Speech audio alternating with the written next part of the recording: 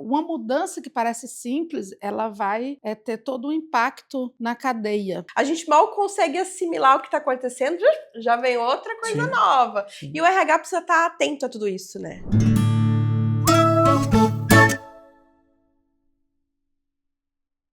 Olá, pessoal, sejam bem-vindos ao Intralizando, o podcast que explora os universos da comunicação interna, do RH e da cultura organizacional. Ao meu lado eu tenho o Daniel Redaelli, que é o Head de Operações da Intralisa. E hoje a gente vai falar com uma líder de RH que representa o que há de melhor e de mais competente em gestão de pessoas. Eu estou falando da Roberta Barbosa, que é gerente executiva da BRH São Paulo, onde lidera estratégias de expansão e fortalecimento da atuação da associação em todo o estado.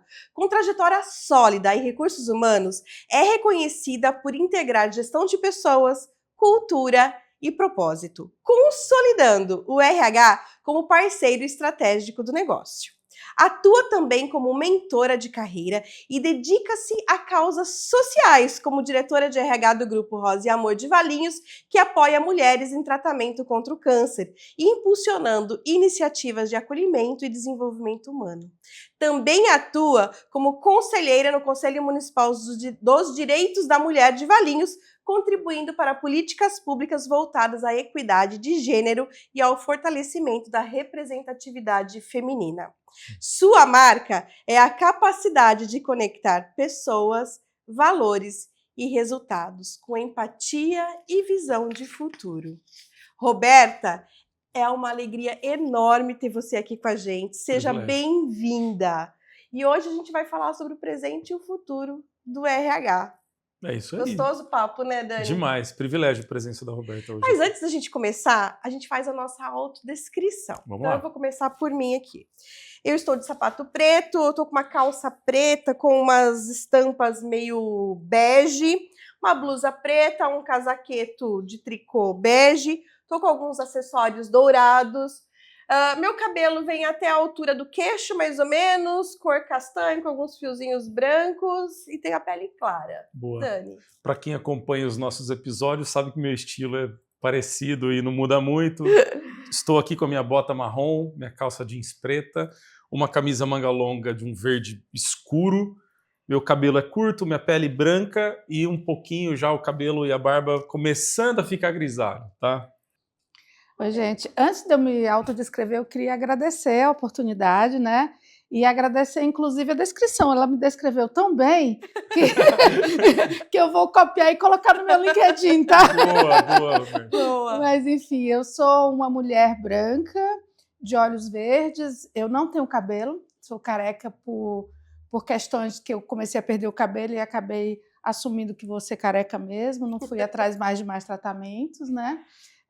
Estou usando uma roupa rosa, inclusive é porque nós estamos em outubro e em outubro eu só uso rosa. Boa. O mês inteiro, como para chamar atenção à nossa causa, Sim. que é a causa do câncer de mama, a importância que é as pessoas se prepararem, se precaverem, fazerem exames constantes e tudo. Muito bom. Então eu entro de cabeça, corpo, alma e roupa no Outubro Rosa. E já né? passou o recado aqui também. Já aproveito para passar o recado. Tem uma calça preta, né? E em termos de bijus, eu estou com uns acessórios dourados.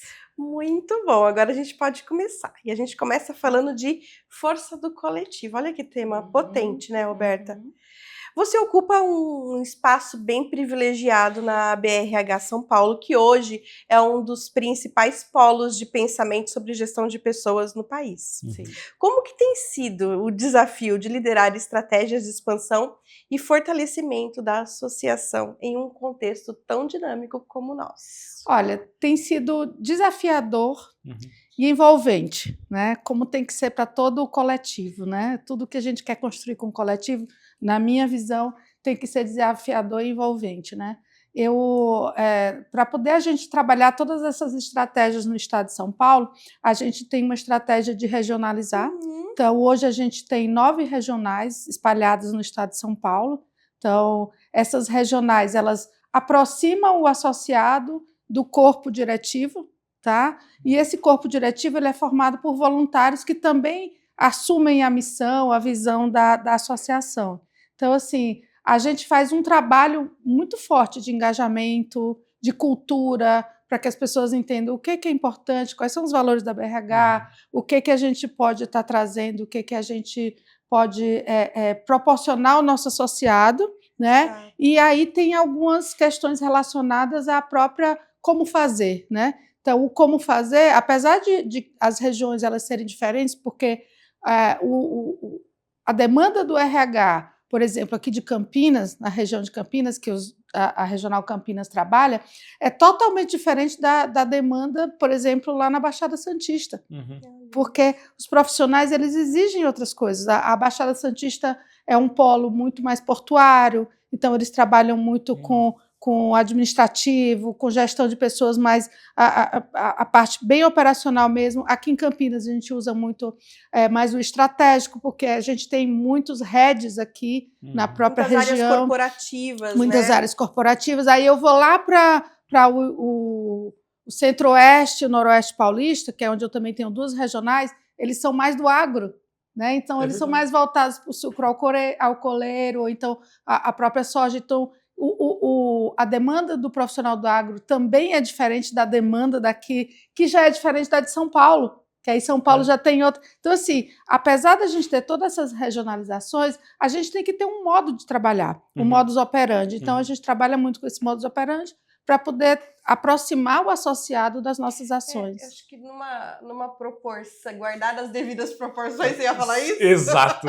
Manda isso. Guardadas as devidas proporções é como funcionam as empresas quando elas segmentam os seus públicos, né? Sim, exato. Com tanta capilaridade. Olha a capilaridade da Associação Brasileira de RH. E tem um detalhe legal que eu preciso de mais engajamento e de mais envolvimento, por quê? Porque eles não são funcionários. Sim. A maioria do meu corpo que trabalha comigo, hoje a BRH tem mais de 280 voluntários espalhados nessas regionais, espalhados nas ações que a gente faz, né? E aí, para ajudar a manter o administrativo que eu tenho, é de 20 pessoas, né? 20 pessoas para ajudar essas 250 que trabalham voluntariamente a fazer as ações da BRH. Então, a gente mede a força do coletivo mesmo, institucionalmente falando. Isso, o coletivo ele é muito forte, o coletivo ele está muito relacionado com isso, com eu ter uma missão forte e eu poder trabalhar para desdobrar essa missão para fazer sentido para todas essas pessoas, porque essas 250 pessoas que elas não recebem monetariamente, elas têm que ter um outro tipo de retribuição, né? E essa retribuição em termos de propósito. Agora, olha, Roberta, a importância, né? A gente está falando de uma cadeia, né? Quem vai receber todo esse benefício, né? O resultado de tudo isso é o colaborador dessas empresas lá na ponta, seja do porto, seja do agro, seja de uma área industrial, né? Sim. Inclusive, na nossa missão está bem claro que a gente faz tudo isso em prol da melhoria da gestão de pessoas na organização, né? Nas organizações. Então, a gente faz isso como? Capacitando, estando ouvindo o profissional que faz, né? Procurando desenvolver estratégias, disseminar boas práticas, para que ele possa ir até essas diferenças. A pessoa lá do Porto vem aqui em Campinas, vê alguma coisa e leva para lá. Enfim, toda essa distribuição Perfeito. E daí, puxando um gancho para isso que você trouxe, né? A Associação Brasileira de RH São Paulo tem um papel aí essencial na articulação entre profissionais, empresas e sociedade de modo geral. Sim. Quais movimentos que você vê ganhando cada vez mais força dentro desse ecossistema e que indicam um rumo diferente que o RH está tomando, o RH brasileiro, né, está tomando? Olha, não só brasileiro, tá? Eu tenho certeza que o grande desafio agora para o profissional de RH, para o RH como um todo, é de estar aberto e pronto para as mudanças que estão acontecendo relacionadas à entrada da IA no dia a dia das pessoas, né? Uma coisa era quando a gente tinha um sistema, aí treina as pessoas no sistema e melhora um ou outro produto ou processo, né? Agora não, agora as pessoas todas têm acesso à IA, né? A IA está revolucionando todas as relações na escola, no trabalho. Então, nas organizações, ela está muito forte mesmo. Mesmo ainda não sendo regulamentada. Mesmo ainda não sendo regulamentada, porque não tem como parar, né? E aí o RH, ele tem um papel muito importante em preparar as pessoas para essa prontidão, para essa mudança que está acontecendo, que já existe a mudança e ela vai ser muito mais exponencial, né, a partir de agora, porque as pessoas elas querem mais, elas estão aprendendo a usar, elas estão aprendendo a fazer, e aí como é que faz? Né? Agora existe uma ansiedade natural sobre o novo, né?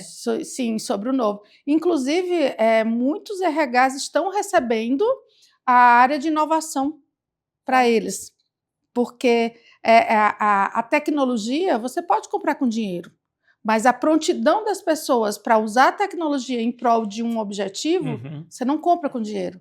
Você compra com... Você tem que fazer. Você tem que preparar, você tem que desenvolver, você tem que estar aberto para o que está acontecendo. Sim, né? E preparar as pessoas para que elas aceitem. Inclusive as que vão ser colocadas para, vamos dizer assim, para o escanteio, né? Por exemplo, uma tecnologia entra, muitas pessoas perdem o emprego. E aí, o que fazer com essas pessoas? Né? Então, tudo isso tem um problema que o RH é demandado, né? O que fazer com as pessoas que estão agora ociosas por conta de alguma coisa? Como é que a gente pode prever para poder essas pessoas não sofrerem? Você sabe que tem um dado interessante do Fórum Econômico, já trouxe até outras vezes aqui, que em 5 anos 44% dos profissionais terão de repensar suas habilidades em função da chegada da IA. Sim. Né? E, Roberta, 5 anos passa assim, né? Se hoje já esse movimento já está... Exatamente. Já passou. Então, se você for ver há 10 anos atrás, como é que era a nossa vida, né? Como é que as pessoas funcionavam e tal. Eu outro dia estava comentando com um grupo de amigos que a gente vivia sem GPS, né? Não, verdade. Guia 4 rodas. Guia 4 rodas. Eu tive de férias agora, foram férias maravilhosas. E eu lá no Google, não sei o quê, eu estava conversando com um amigo meu, ele perguntando dicas, aí ele foi e me perguntou. Eu fiquei, nossa, eu nunca pensei em perguntar isso. Ele, que tipos de aplicativos você usou na sua viagem? Oi? Então, assim... Isso há 10 anos atrás era impensado de você... Até 5 anos a gente já usava, mas há 10 anos atrás era tudo muito remoto.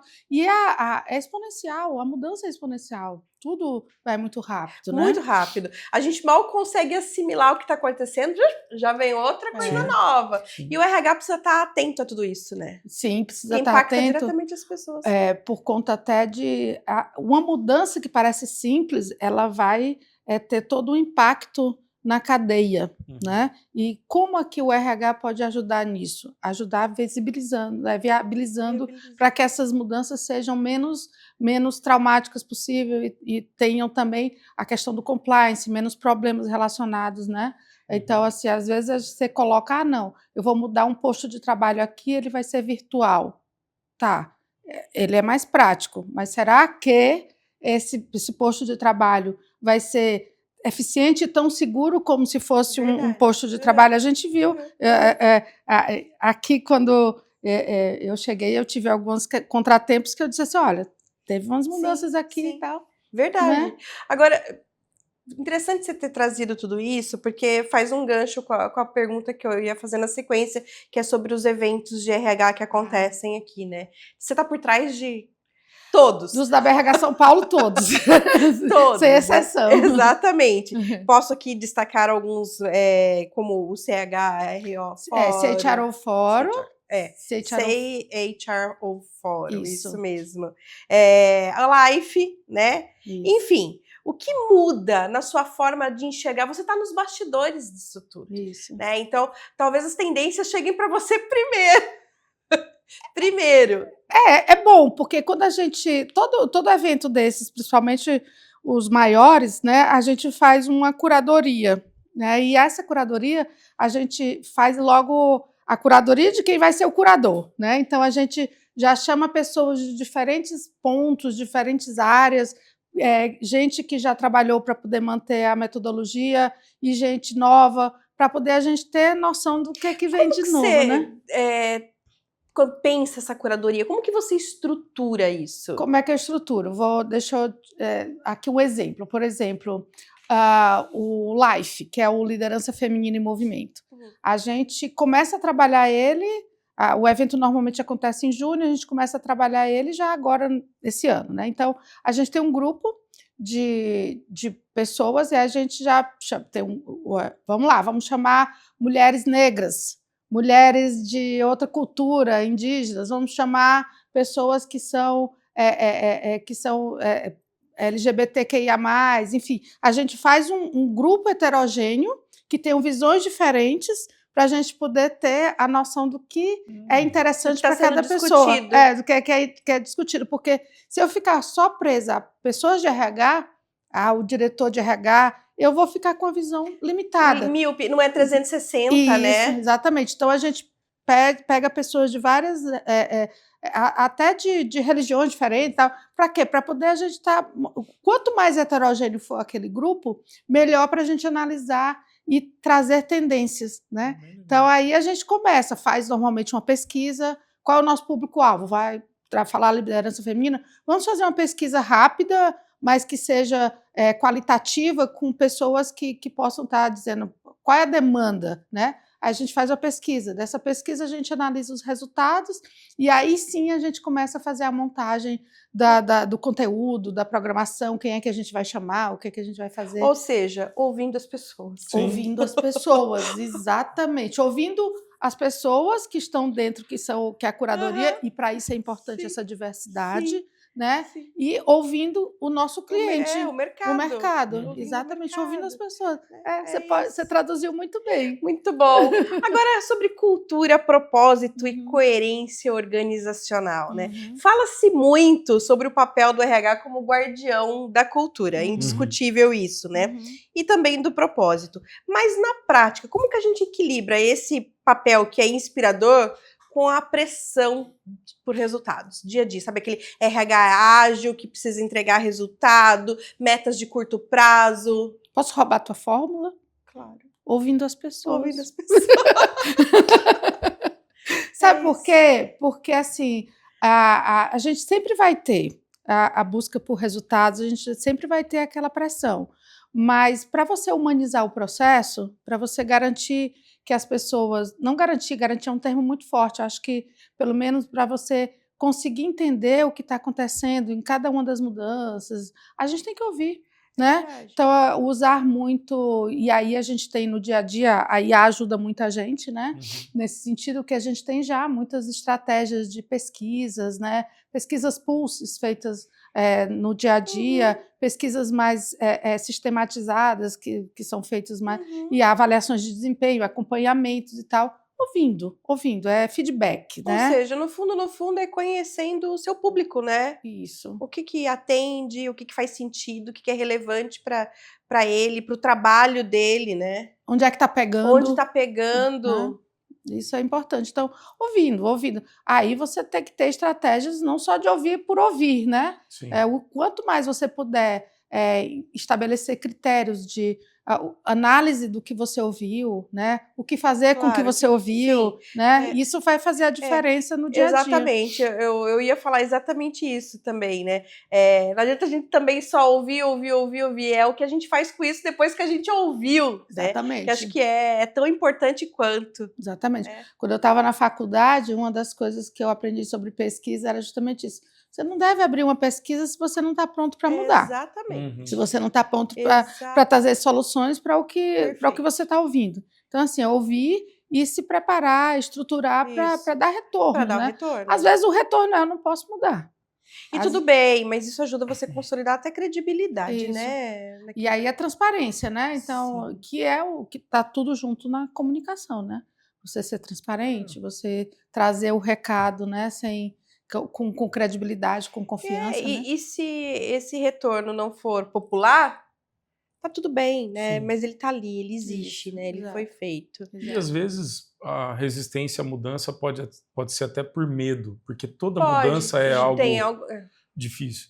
Mas aí tem a associação, por exemplo, que pode estar aí pode ajudando ajudar. para ajudar, É, né? Trocar isso. figurinha, dar um suporte, apoio. Eu acho que é isso. Os profissionais de RH, eles não estão sozinhos. Isso. A nossa proposta é de ser um lugar onde os profissionais possam se encontrar, Olha né? aí. E através desse encontro potencializar, né? Comunidades que sejam fortes, né? Para Exato. poder apoiar, ajudar nessas demandas. Um inspira o outro. Um inspira o outro. Inclusive, assim, a BRH ela tem 60 anos. Quando ela nasceu por essa necessidade das Uhum. pessoas terem uma comunidade para entender o que estava acontecendo no mundo. Na época, o que estava acontecendo eram muitos grupos sindicalizados, a Uhum. necessidade que o RH tinha é de ter mais força para poder trabalhar todas essas questões de negociação, administração de pessoas. Inclusive, quando nasceu, era a Associação dos Profissionais de Administração. Olha Né? isso. E aí foi crescendo, por quê? Porque o RH foi incorporando outras demandas, Uhum. demandas umas vezes bem operacionais, mas outras vezes mais estratégicas, como é o caso agora da inovação, né? Sim, e eu vejo cada vez mais, né? A própria comunicação interna também, A própria comunicação. que está debaixo do guarda-chuva da RH, está cada vez mais com essa pegada estratégica, né? Isso. É necessidade, não dá mais, né? É um caminho sem volta. Caminho sem volta. Você vê que como cresceu também a questão do employer branding, né? Sim. Sim. Por quê? Porque a visão que a empresa passa para o mercado influencia em tudo, Uhum. né? Ô, Roberto, que antes ficava restrito às empresas, hoje você não segura mais. Não segura. Antes já não segurava, só que demorava muito para ganhar escala, né? E volume. Agora, isso aqui, ó, o que você faz aqui dentro, em segundos já tá lá fora. Na hora. Né? Em É segundo. na hora. É impressionante, né? Agora, muitas empresas, infelizmente, né, ainda confundem muito cultura com clima organizacional. E a gente sabe que são coisas completamente diferentes, Sim. né? Na sua visão, como que o RH pode ajudar a tornar a cultura algo mais tangível, sabe? Uhum. Que saia dos valores e da missão, visão bonitinha na parede, ou então dos manuais que ficam nas gavetas, mas que passa a ser vivenciada no dia a dia. Uhum. Exemplo. Por exemplo, arrasta. Exemplo, né? Porque não adianta de nada eu falar que eu valorizo as pessoas se eu na minha prática do dia a dia, eu não demonstro isso. Uhum. Né? E se eu não falo, mas eu faço, isso funciona muito mais Tem muito poder. do que eu ficar falando, Sem né? dúvida. E aí sai da parede, entra nos corações e entra no dia a dia E vira das cultura. pessoas. E vira cultura, E porque a cultura é isso, é o que as pessoas vivem, né? Uhum. É o que eu percebo que aquela empresa, olha, falar que aquela empresa X ou Y faz isso, porque eu percebo que aquela empresa faz isso. Exatamente. Né? Pelo exemplo. Eu tenho uma pergunta, né? O líder, a gente sabe que ele é, se não for um dos principais, talvez o maior influenciador interno, né? E o colaborador, ele enxerga a empresa aos olhos do líder que ele tem. E muitas vezes falta no líder essa habilidade que você acabou de falar, de dar o exemplo, de saber se comunicar da maneira correta, enfim, desdobrar a estratégia da empresa com uma comunicação adequada.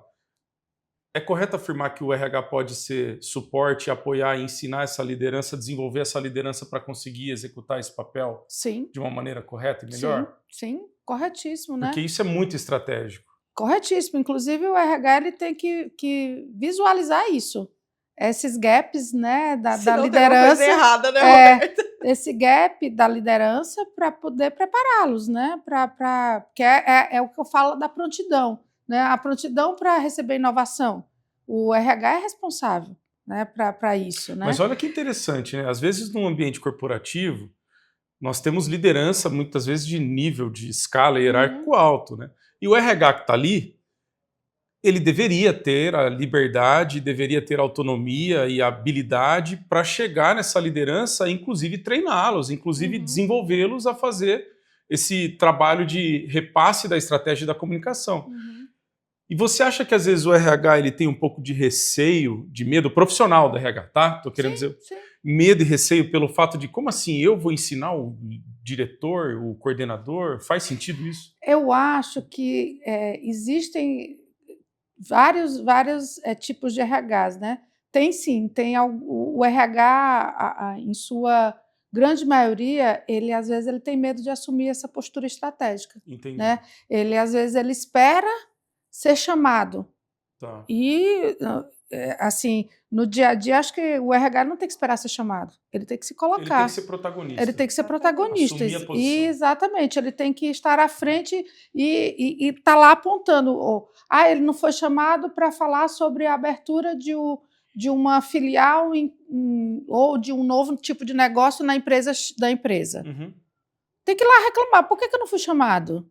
Essa mudança aqui vai pegar sua máquina? Não, isso aqui também vai ter pessoas. E aí a gente está preparado? Então, assim, ele tem que ter essa responsabilidade. Essa prerrogativa de dar um passo, né? Porque reclamar é fácil, né? Reclamar que não está sendo envolvido é fácil, né? Mas qual é a responsabilidade desse profissional nesse caos, né? Nesse não envolvimento? Sim, exatamente. Sim. E daí, né, Roberta, a gente observa bastante, ainda mais pequenas e médias empresas, né?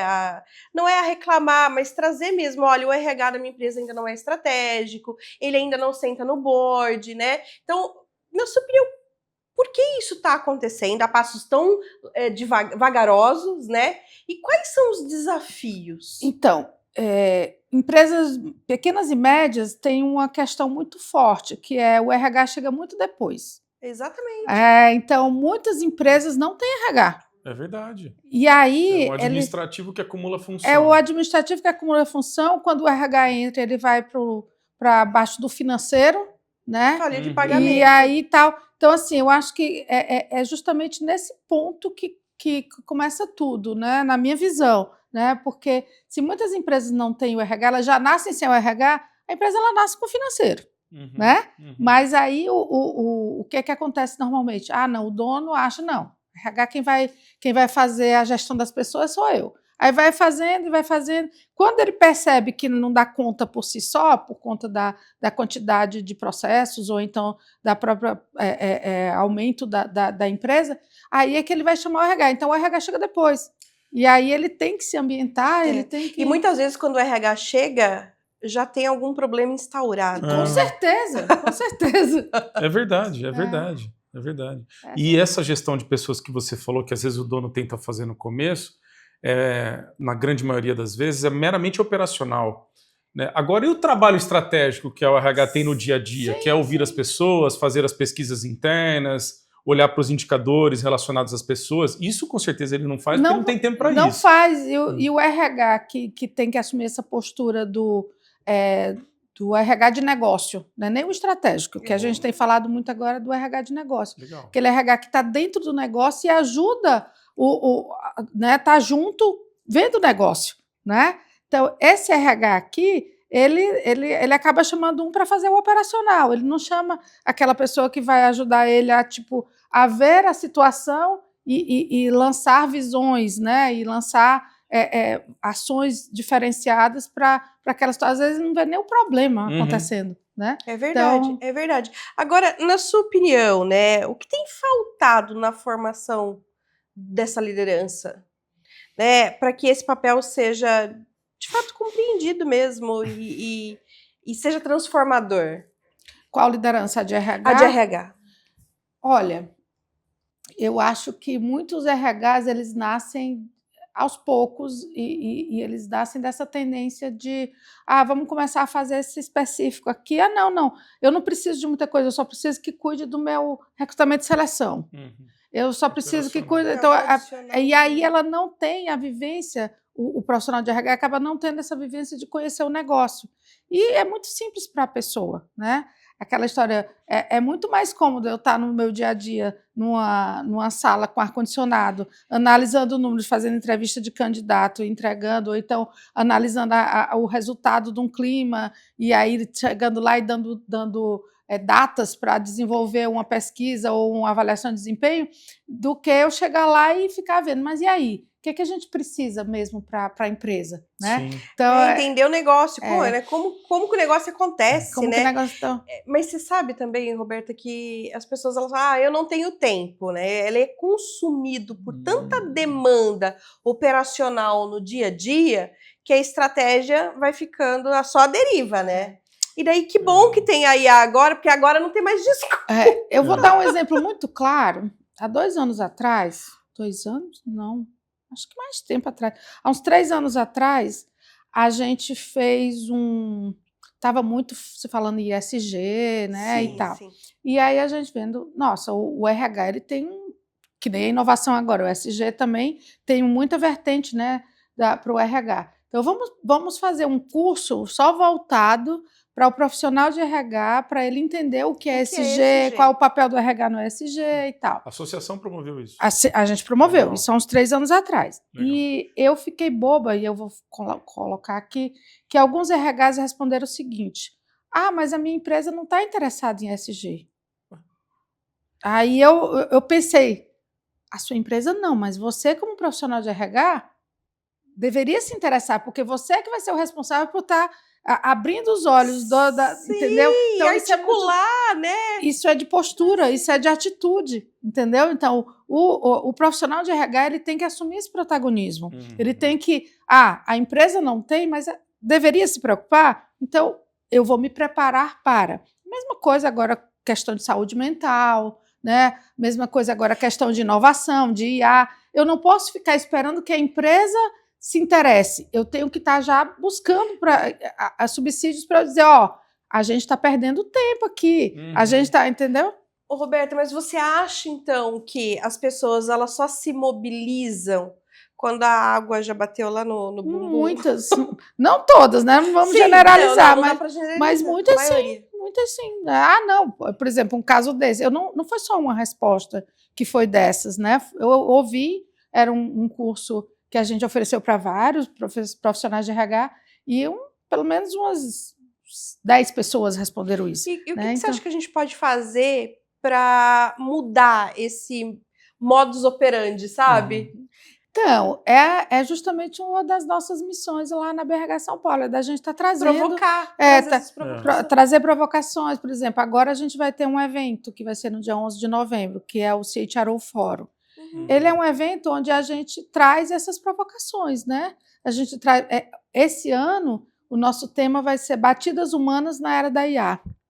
Olha que legal. Né? Então, a gente vai trazer esses temas relacionados a... E aí?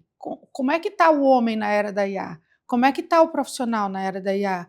Que tipo de demanda você está sentindo, né? Como é que você está vendo todas essas mudanças? Como é que ele recebe? E o que você já está pensando em fazer em termos práticos, né? Isso. Porque senão fica só no campo das suposições, né? Da teoria. Tá acontecendo isso, mas não chegou em mim ainda. Isso. Não, já chegou sim. E mostrar o que já está sendo feito em vários locais, em várias empresas, várias organizações, para trazer isso, né? Então, assim, provocando e trazendo aquele ambiente para conexão, para poder ter essa troca de boas práticas. Eu acho que esse tipo de evento é o espaço mais saudável e seguro para isso. Sim. Né? De trocas genuínas mesmo. Exato. Eu vejo as dores à mesa e falar, me ajuda. Exatamente. Eu vejo uma grande mudança, uma grande transformação. Eu vejo o RH cada vez mais ocupando uma posição de protagonista, cada vez mais. Você acabou de falar dessa parte de inovação que agora também está começando a entrar para dentro da RH. O profissional também está passando por muitas mudanças, muitas provocações, e aí tem um pouco de medo. Aí, de novo, a associação está aí para poder ajudar nesse sentido, né? A participação de eventos está aí para ajudar nesse sentido. Sim. Assistir conteúdos como esse aqui que a gente está aqui agora também está para ajudar. Sim. Né? E em situações onde o profissional do RH às vezes está preso, vou chamar de desculpa sincera, mas eu tenho muito medo de usar esse termo errado, mas assim, está preso assim, eu não vou fazer isso porque a minha empresa aqui é muito tradicional, não funciona. O que você falaria para isso? São vieses limitantes. Isso aqui não vai dar certo aqui porque o dono daqui não funciona. E pode até ser que não funcione, mas eu acho que tem um pouco dessa provocação que você fez assim, você vai limitar a sua carreira à empresa que você está, ou você vai abrir a mente e de repente você não sabe o dia de amanhã. Não é isso? É por aí, Tá por bom. aí. É você ter... Eu estava no CONAR, CONAR é o Congresso Nacional de Recursos Humanos, que acontece em agosto. Ele é da BRH Brasil, ele é do nosso sistema, né? BRH São Paulo faz parte da BRH Brasil. e o CONAR é da Brasil. E eu assisti uma filósofa, né? Ela falando que ela vê muito agora o mundo, o profissional de RH ele tem que ser muito mais aventureiro do que conformista, né? Legal. Ele tem que tem que explorar, ele tem que às vezes ser anarquista, né? Sim, furar a Em bolha. algumas coisas tentar furar a bolha, porque se você está vendo aquilo ali que é uma mudança que é importante, porque o dono não fala, pelo menos você fez sua parte, né? Não custa nada você tá fazendo isso. E aí, lógico, e tem locais em que você vê que não vai mudar, mas você fez sua parte, né? Você incentivou, você procurou trazer. Acho que a gente tem que ser meio inconformado com o que não está legal. Constantemente. Eu concordo, Constantemente. Aliás, eu acho que esse inconformismo, e daí positivo, né? Uhum. Ele precisa ser uma habilidade essencial do profissional. Porque tem que fazer sentido. Você falou muito bem, o inconformismo que faça sentido, que faça né? sentido. Então, e até que questione, mas isso aqui é assim por quê, né? E se a gente fizer de outra forma? Então, a gente chega lá. Exato. E a gente está muito... Você trouxe um exemplo que é muito comum, né? A gente ouve isso o tempo todo. Por que isso é assim? Porque sempre foi feito assim. Então. Né? E daí você não... eu não vou botar a mão nessa cumbuca, né? Nesse vespeiro, né? E daí o profissional vai escolhendo qual pratinho que ele vai deixar cair e aquele que ele vai... Os tempos agora são outros, né? E aí eu me lembrei também de outras ações que a gente faz na BRH que ajudam muito esse profissional a conseguir essa musculatura, né? Legal. Que a gente tem grupos de estudos. O que são grupos de estudos? São encontros de formação de conteúdo, de produção de conteúdo com um modelo andragógico, onde a gente elenca temas. Hoje na BRH a gente tem 16 grupos de estudos de todos os temas que você imaginar, são bem interessantes, desde de IA a comunicação não violenta, a saúde mental. Então a gente tem grupos de estudos, escolhe um tema ou dois que você quer se desenvolver, e aí você vai estar em grupos que são grupos de pessoas heterogêneas, que tem um facilitador ou dois, enfim, que aí eles trabalham encontros sistematizados para você fazer troca de experiências e produção de conteúdo, né? E é muito bom. De 4 em 4 meses a gente monta o outro grupo e tal, e é bem legal. E outro é a mentoria. A gente tem um programa bem interessante, fantástico, que é o de RH para RH. A gente faz o mentoria, a gente tem profissionais de RH que já estão estabelecidos, já são pessoas que são VPs de RH ou então conselheiros, e eles doam o tempo para receber um outro profissional de RH e orientar em alguma demanda de RH do dia a dia. Roberta, ou seja, não dá mais para alegar a ignorância. A informação está aí, formas de se capacitar, de se desenvolver, de trocar existe. É preciso atitude, né? Existe. Agora, o que tem muito que eu percebo é que, às vezes, a pessoa do RH, principalmente de fábrica, né, eles ficam muito ensimesmados naquele ambiente deles, né? Naquela bolha. E aí muitas vezes eu digo, gente, tem o evento X, mas eu não tenho tempo, não tem tempo. Uma hora você vai ter que arranjar o tempo. Aí quando ele sai, ele é demitido ou pede demissão, enfim, ele está no mercado, aí ele vai procurar. E aí não é por aí, você tem que ter o ambiente, você tem que se formar. É verdade, faz parte do nosso planejamento de vida, o desenvolvimento, né? E a gente observa isso, né? As empresas, elas vivem para os seus crachás, né? E precisa sair dessa fantasia, né, de que você só vive para aquela empresa, para aquele crachá que você está, né, e assumir mesmo o protagonismo da sua carreira, né, olhar para o futuro, olhar para o presente. E saber que tem comunidades que podem se apoiar, né? Exatamente. Muito bom. Agora, você tem uma atuação importante também nas causas sociais, né? Sim. E isso revela pra gente todo mundo, né? A sua capacidade de unir resultados à sensibilidade humana. Como que você acha que isso... Quer dizer, como você acha, não. A minha pergunta é, isso te ajuda, de alguma forma, a ter um olhar diferenciado pro RH? Como que isso te molda? Me ajuda muito, sabe por quê? Primeiro porque eu acredito no trabalho voluntário, né? Eu sempre fiz trabalho voluntário, sempre. Até quando eu estava com meu filho, com 1 mês de idade, que eu me mudei para BH, que eu estava sozinha e com 2 filhos e tal, e meu marido, na época, passava a semana fora, mas mesmo assim eu arranjava um tempo de fazer um trabalho voluntário, fui lá atender na igreja, na paróquia da igreja e tal, porque eu acho que com o trabalho voluntário você chega mais perto das pessoas de um outro universo, né? E a gente ganha muito mais do que o que a gente recebe. É verdade. Do que o que a gente doa, Sim, na verdade. a gente doa, ganha é muito verdade. mais. Quando você está desenvolvendo um trabalho voluntário, você tem a oportunidade de ver a alegria que aquela pessoa tem por ter crescido. Eu me sinto muito, agora nesse trabalho voluntário que eu faço no Rosa e Amor, eu me sinto muito bem, porque quando eu precisei, em 2013, quando eu tive câncer, eu recebi muito deles. E agora né? você está lá. E agora eu estou lá. Então é uma missão que passou a ser muito importante para mim.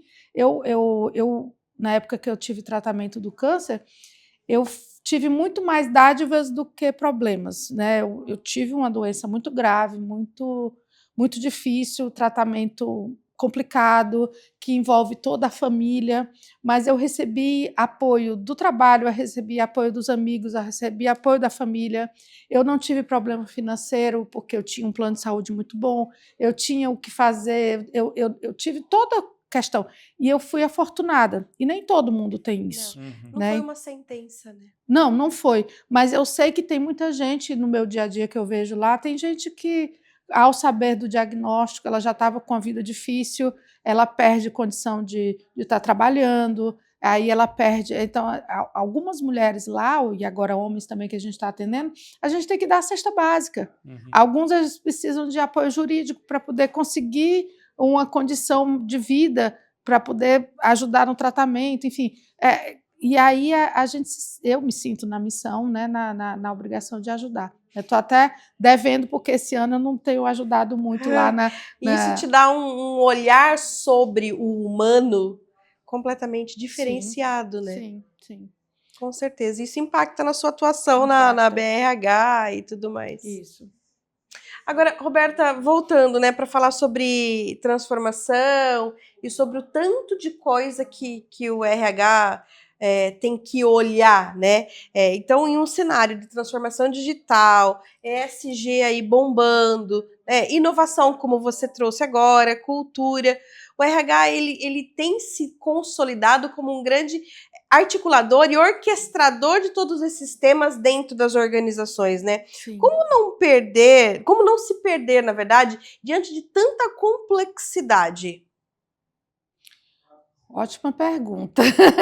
Como não se perder? Eu acho que, bom, como é que a gente faz no dia a dia, pelo menos em termos do trabalho que a gente faz?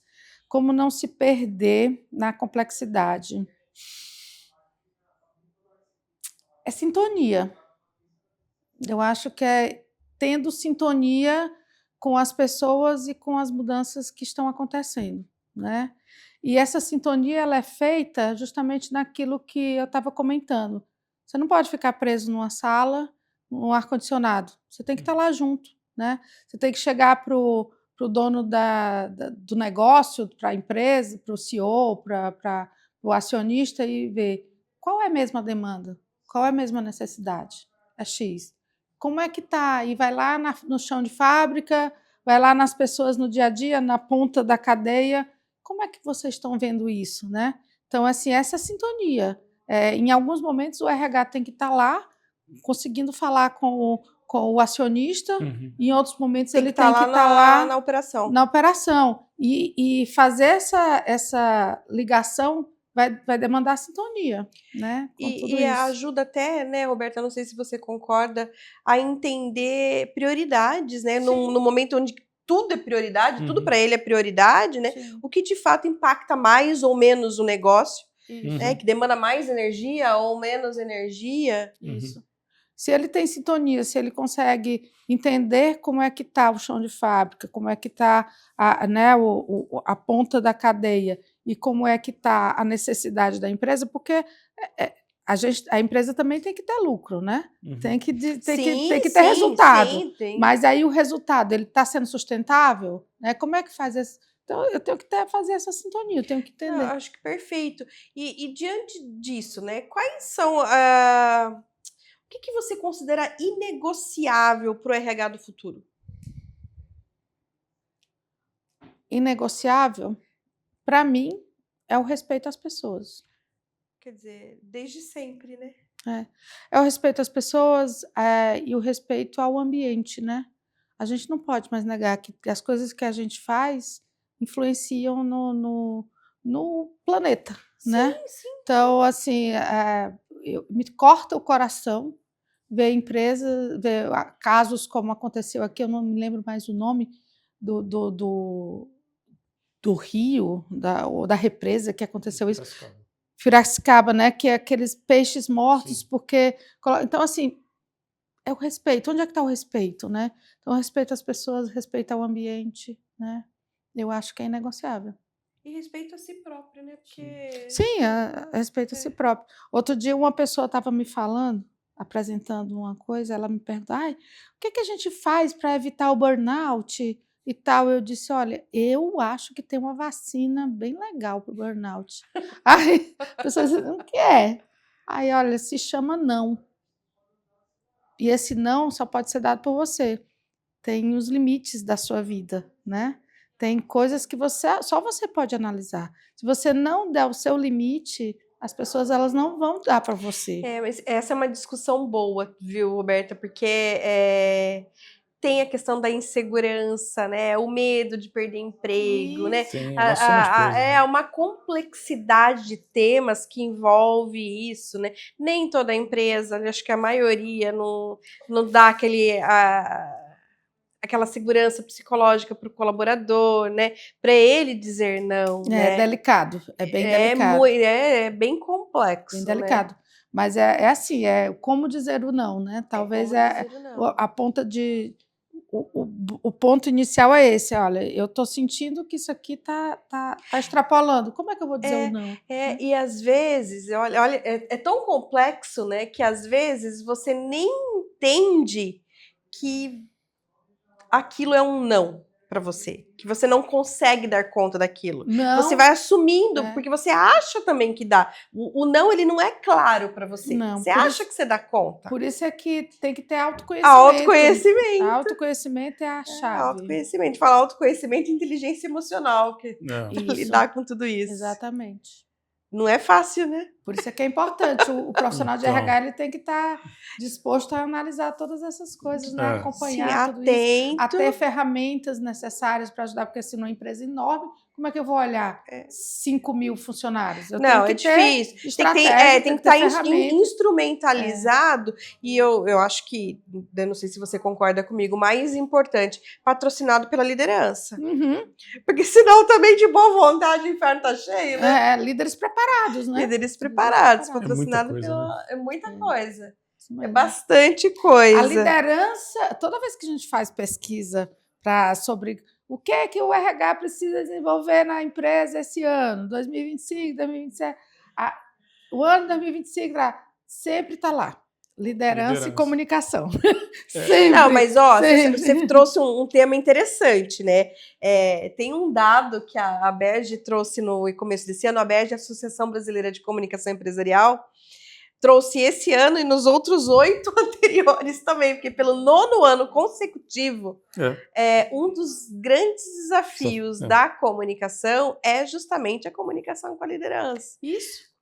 Entra ano, sai ano, entra ano, lá o desafio. sai ano, desafio entra novos desafios, entra saúde mental, entra isso, mas liderança liderança e comunicação sempre. Como eu vou preparar os líderes? E como que você acha que a comunicação pode ajudar? Pode apoiar esses líderes? Ela está em todos esses processos, né?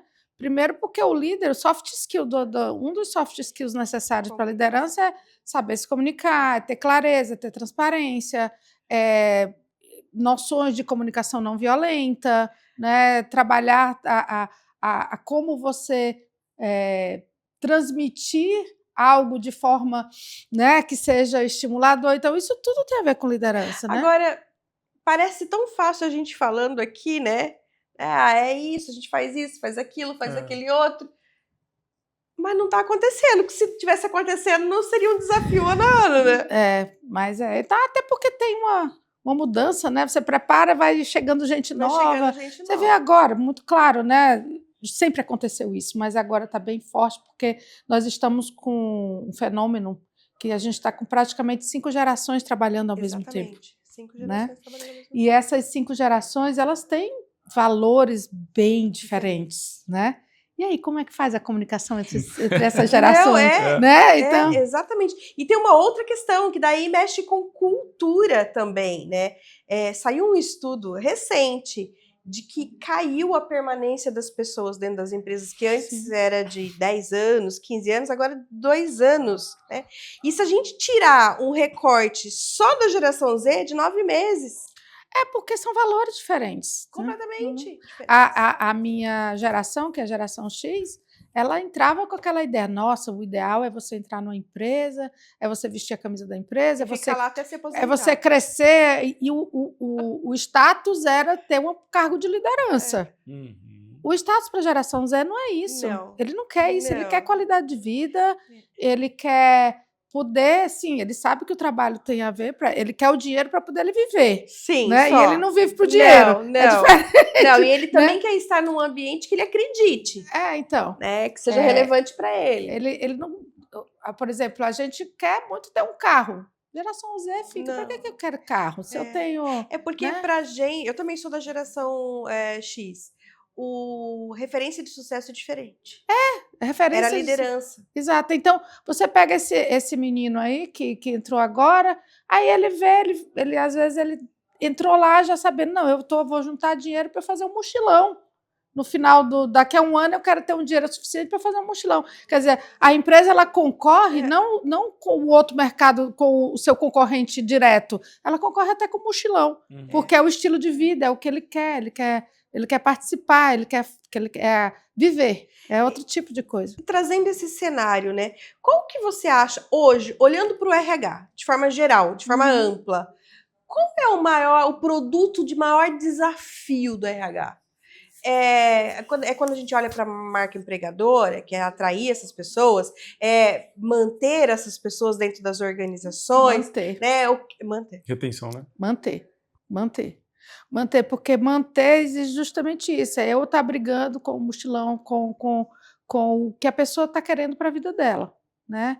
Então, assim, por exemplo, agora a gente teve coisa que ninguém imaginou na vida que ia passar, que foi a pandemia. Sim. Né? Então, a pandemia ela revolucionou o modo de trabalhar de muitas pessoas. Então, muitas pessoas preferem ganhar menos, mas poder trabalhar home office, do que aquela coisa de trabalhar todo dia e tal, de ter que trabalhar todo dia, não quer acabar trabalhando todo dia. Até mais, até quando home office, mas assim, aquela coisa de ter que sair todo dia, de ir para pegar a estrada, para pegar, né? Então, assim, eu, há um tempo atrás, eu estava fazendo umas seleções e era para uma empresa que queria que todo mundo fosse lá presencialmente. E aí foi logo depois que acabou a pandemia e as pessoas acostumadas a trabalharem, né?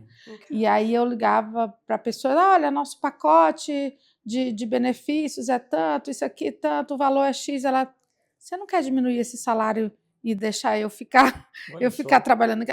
Eu recebia contraproposta, diminuindo salário para a pessoa ficar em casa, entendeu? É verdade. Então, assim, essa busca pelo engajamento para que as pessoas entendam que, não, faz sentido eu estar todo dia, ou então, ao contrário, que também é papel do RH, né? Entender, será que aquela pessoa precisa realmente estar todo dia aqui? Né? Então, assim, ir contra...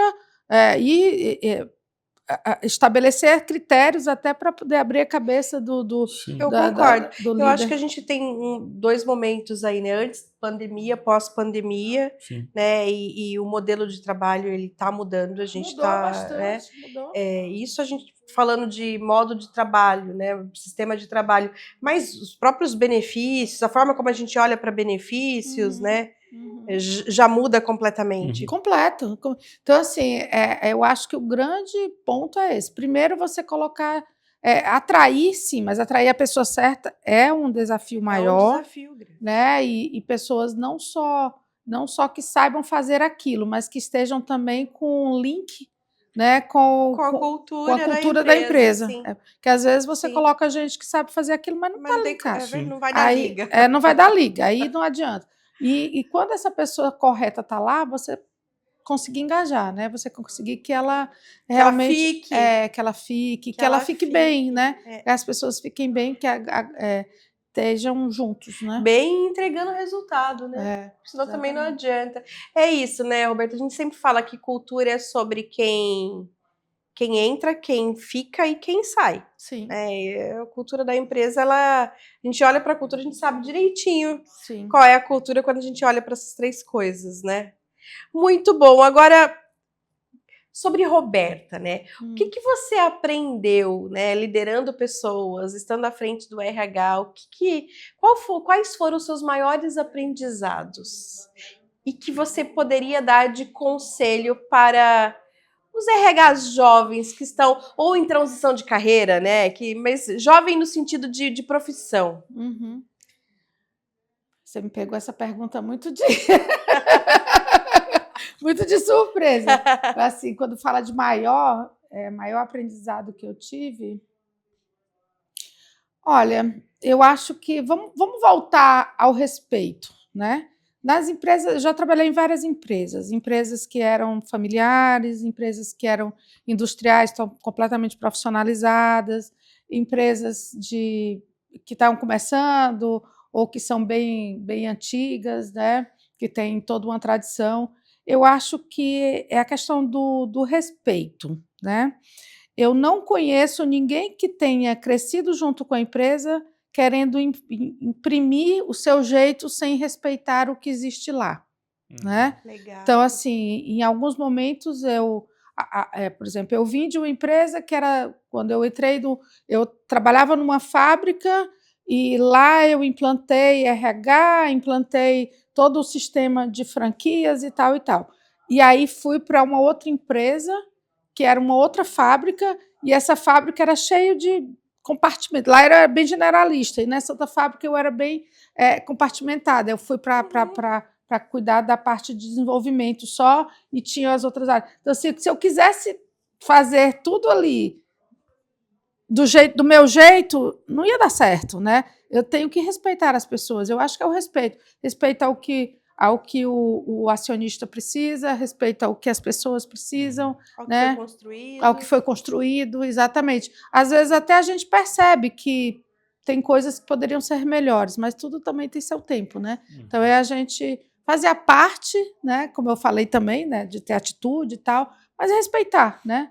Com respeito, eu acho que o respeito. Muito bom. E para você, de uma maneira bem resumida, o RH estratégico é? O RH estratégico é aquele RH que eu até pontuaria como o RH do negócio. É aquele que anda junto com o negócio. É aquele que é capaz de entender que existem mudanças necessárias e o que é que eu preciso fazer para que essas mudanças ocorram e que o negócio seja sustentável. Sustentável para as pessoas e sustentável também financeiramente, porque senão não faz sentido. Senão fracassa, né? Exato. Perfeito. Muito bom. Dani, quer complementar alguma coisa? Uma aula hoje aqui, né? Pois é. Imagina. Roberta, você quer deixar alguma outra mensagem? Quer deixar algum recado? É sua chance. Eu quero aproveitar para dizer que uma coisa que foi importante para mim durante toda a minha trajetória é justamente acreditar no voluntariado e no associativismo, né? Ser associado pertencer a uma comunidade onde a gente tenha trocas, né? Trocas de vivências, trocas de experiências, troca de vulnerabilidades é muito importante. Então, Sim. assim, para o profissional de RH, eu acho que é importante ele fazer parte, Sem né? dúvida. Fazer parte de alguma estrutura onde ele possa trocar, receber e dar para poder crescer juntos. A né? troca, ela facilita sobrepor o desafio, né? Ela Exatamente. superar. Então, acho que é muito importante. Total razão. Também acho, concordo. Né? Muito bom. Quer deixar os contatos da BRH? Sim, a Associação Brasileira de Recursos Humanos.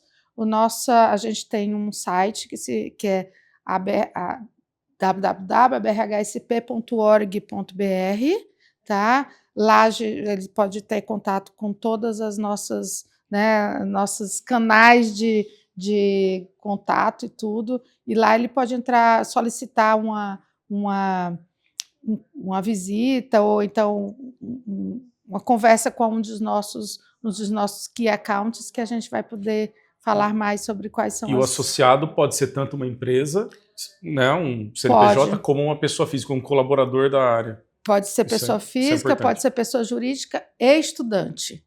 Uau, e, inclusive, legal. O estudante ele tem acesso a alguns benefícios bem interessantes, porque ele tem o direito o estudante universitário, ele tem direito de 1 ano gratuito de associação, e depois ele entra com 50% de desconto, né? Legal. E vale a pena. Então, entrar lá no nosso site e conhecer. E com tudo que vocês fazem, com todo o apoio que vocês dão. Isso.